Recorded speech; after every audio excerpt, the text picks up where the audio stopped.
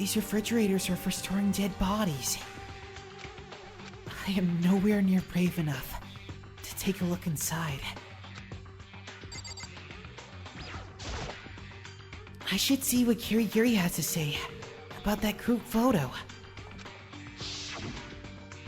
She was, after all, in the picture.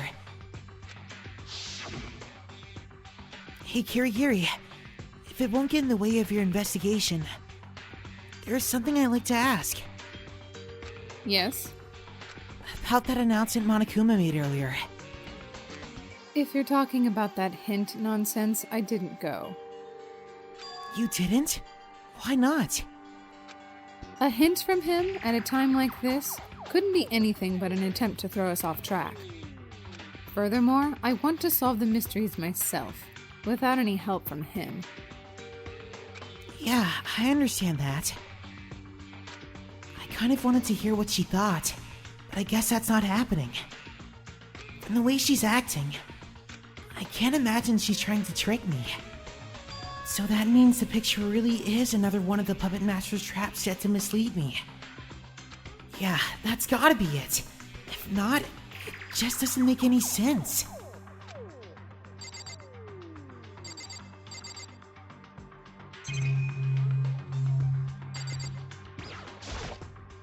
I have already looked at the instruction manual. More importantly, I thought I recognized these vinyl sheets from somewhere. They're the same as the one in the shed. Plus that one was labeled Biology Lab, wasn't it? Which means the sheet used to obscure the time of death in the last trial came from this room. There's no doubt about it.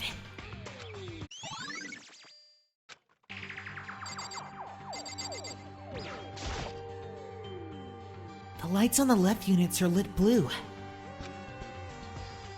But the ones on the right side are off. The lights must indicate which containers are in use. The lights indicate which containers are in use, taking into account the one Mukuro Ikusaba's body is in. A total of 9 units have had their lights turned on. 9 lights?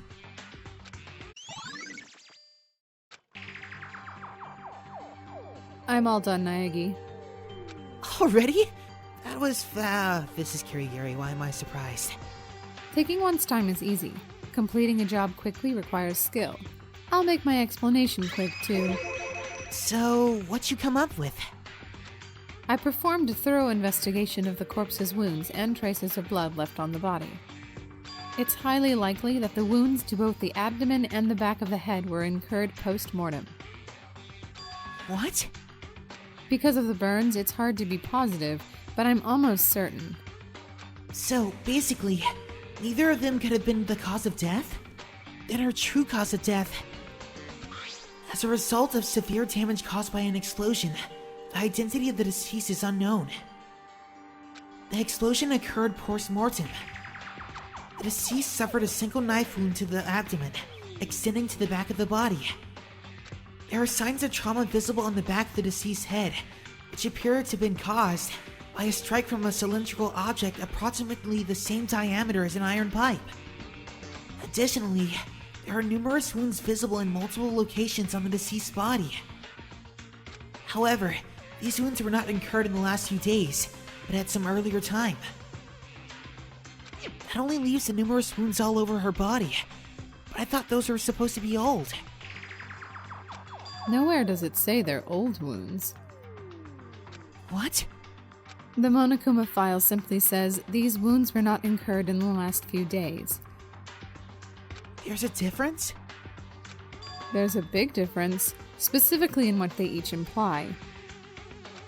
You seem to have conflated the phrase incurred at some time earlier with old wounds.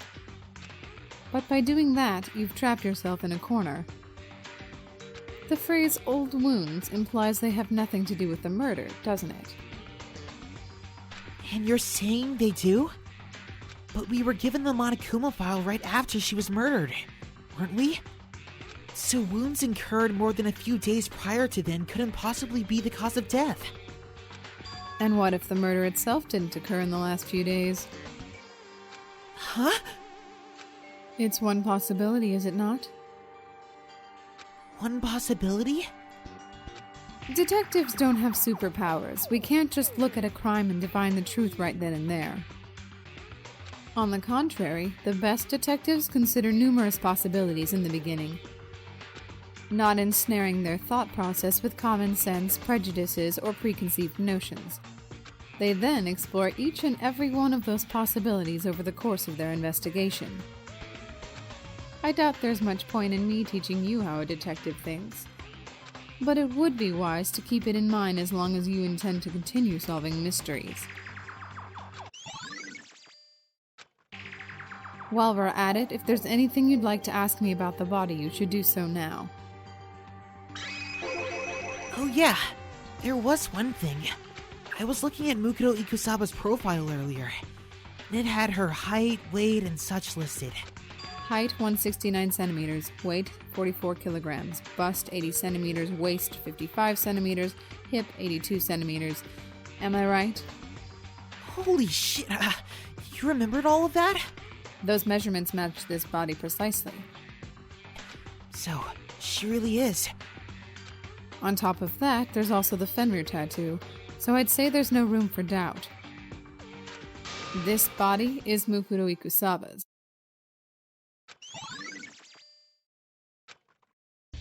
Is that all you wanted to know? Yeah, I think so. In that case, we're done with her corpse. Let's get out of here, it's freezing.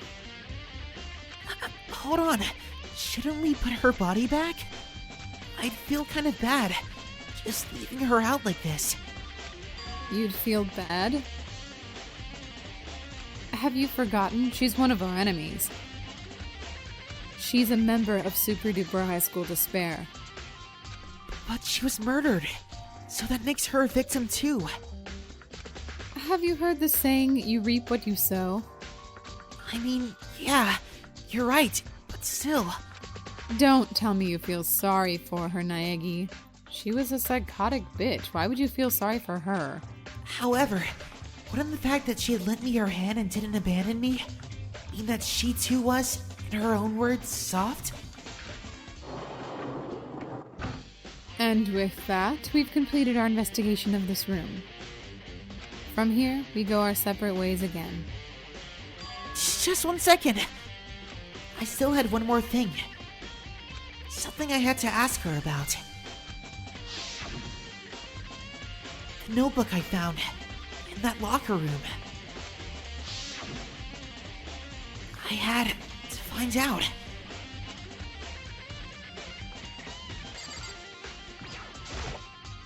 Hey, Kirigiri.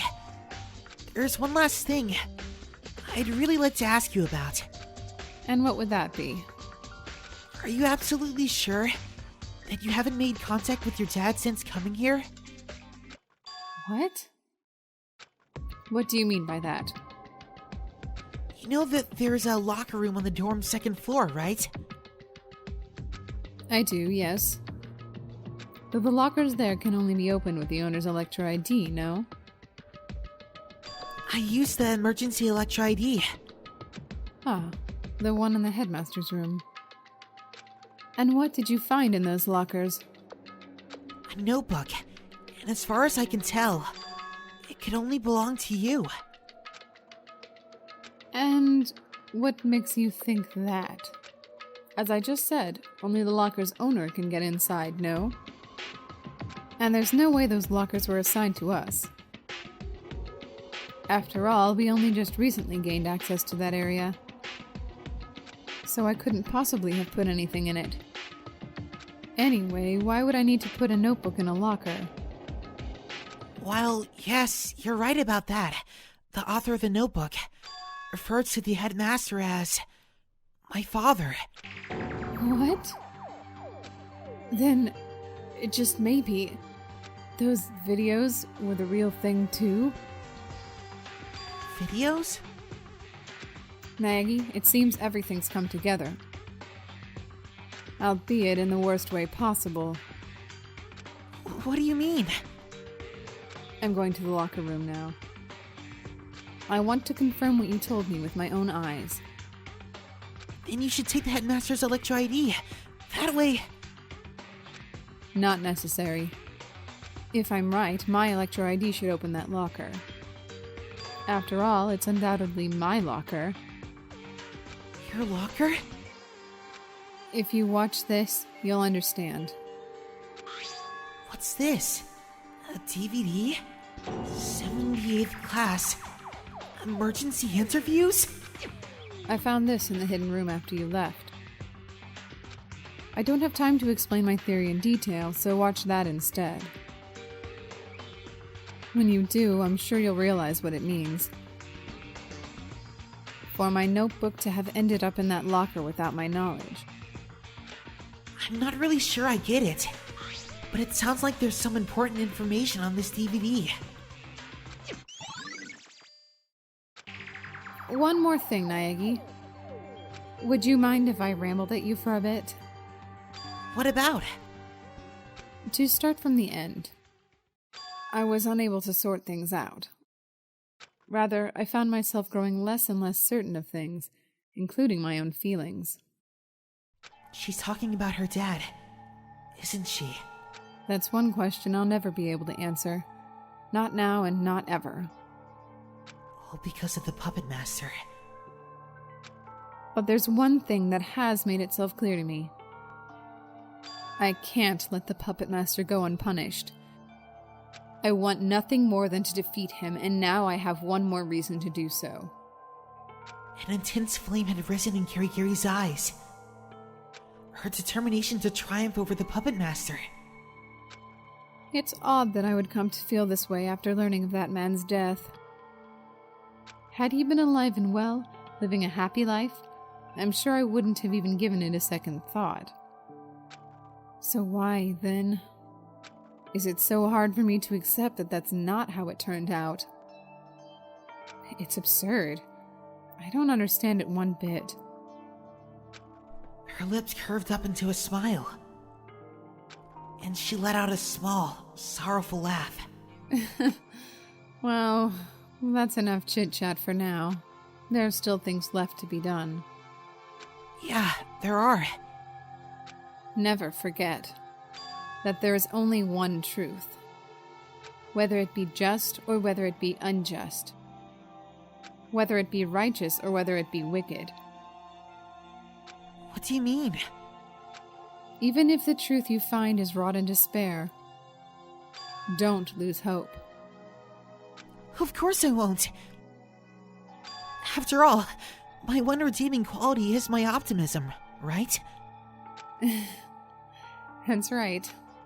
Sorry to bore you with my silly rambling. Well, I'm going to head out now. Until we meet again, at the final class trial. With her parting words, Kirigiri left the biolab. I guess I should get going too. I should be able to watch that DVD Kirigiri gave me. In the AV room. Maybe the truth really is wrought in despair, like Kirigiri said. But no matter what happens, I won't give in.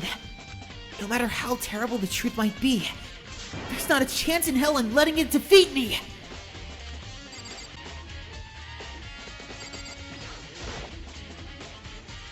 I should be able to watch that DVD here. Alright, let's give it a shot. I slid the DVD I got from Kirigiri into the drive. The video started playing, but the screen remained black. I stared at the dark screen. It was only a few seconds, I think, but to me, it felt extraordinarily long. Suddenly, and without warning, the video began.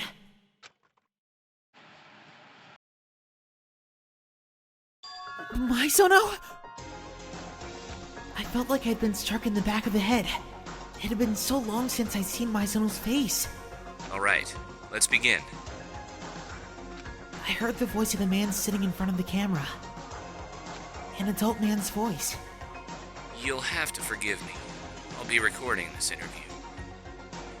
I'm not very good at multitasking. I'm not talented enough to conduct an interview and take notes at the same time. The man probably intended it as a joke, but Maizono's stern face didn't budge an inch.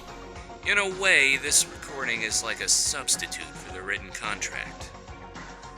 It's not that we don't trust you, it's just a precaution. So please don't let it bother you. Well then, I'll get straight to the point. You could very well end up spending the rest of your life inside this academy. Do I have your consent? Do you have my consent? There was a clear look of uncertainty on Maizono's face. And why wouldn't there be? There's no way she would agree to spend her whole life here. Yes. What? Thank you, and I'm sorry. I promise to do everything in my power to take care of you. On my name as the Hope's Peak Academy headmaster.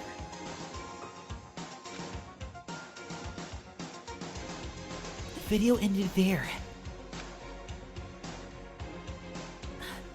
Well, I could say the same thing about everything that's happened up to this point. This, more than anything, makes absolutely no sense. I mean, Maizono wanted out of here so badly. She wanted so badly to reunite with her friends and take on her dream. That she threw me under the bus. Then, why?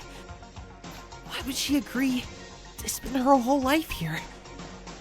Next thing I knew, an unexpected flash of light filled my vision. The video I thought was over had resumed playing. Half reflexively, I turned back toward the screen. And what I saw there threw me into an even deeper confusion.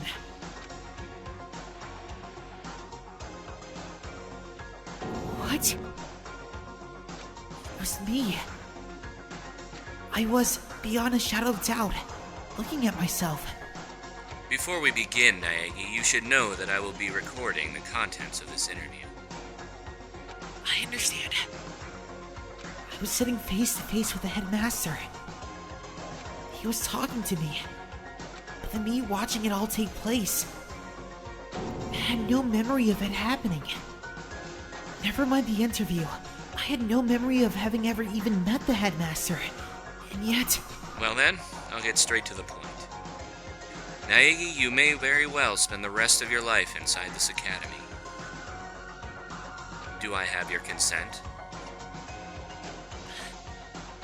Yes. No, wait. I said yes? I'm sorry to have put you through this. What other choice do we have? As long as you're inside the academy, I will do everything in my power to protect you. As the Hope's Peak Academy headmaster, I give you my word. The video cut out for a second time. And the cycle repeated over and over again. Yes, Mr. Togami. Togami. Miss Toko. Fukawa. Aoi. I'm in it with you all the way. Look, I know this is a pretty Asahina. serious moment right now, And but everyone else. really, as long as there's donuts, Each and I'll every be one of them fine. agreed to a Whatever I life can do sealed to up make your inside life the more school. comfortable here, Miss Asahina, I will. Even Thank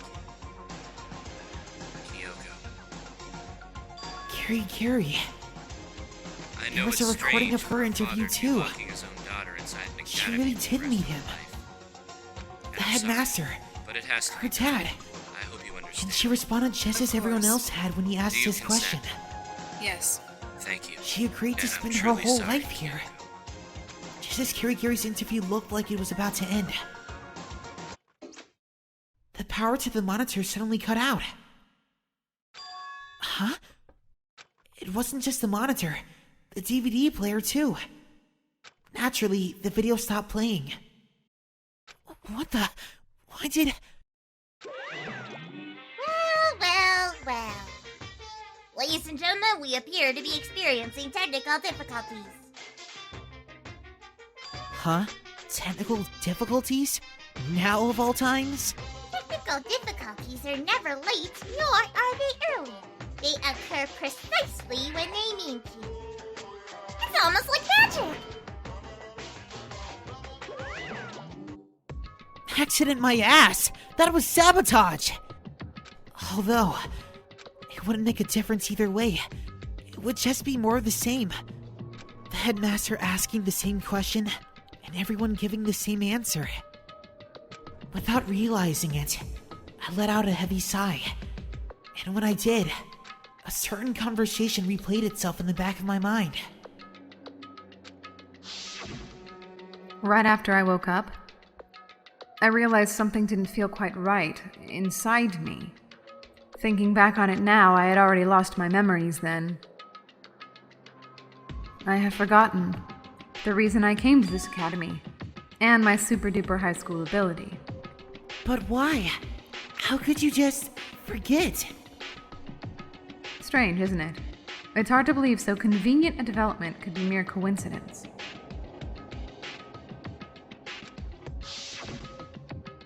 Convenient. A convenient development for the Puppet Master. Then all this. Did I forget too? What about the others? Have they forgotten too? Or...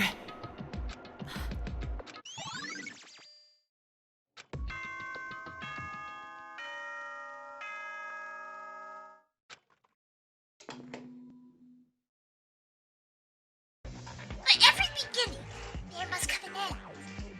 And with every end comes a new beginning. The night is long that never finds the day. But the morning is black as pitch. Rainy days never stay. But I hope you like droughts. Yes, every end brings with it a new beginning. For that reason, we shall meet again. After all, what is an end but just another beginning? So let us begin. Let us begin the class trial that will put an end to everything. See you at the usual spot. Oh, boo, boo, boo, boo, boo, boo, boo, boo, boo, boo. It's starting. It's beginning. The class trial is about to begin. The final class trial, where we put all our lives on the line. The final class trial, where hope will clash with despair. All I can do is give it my best. Here goes. This is where it all ends.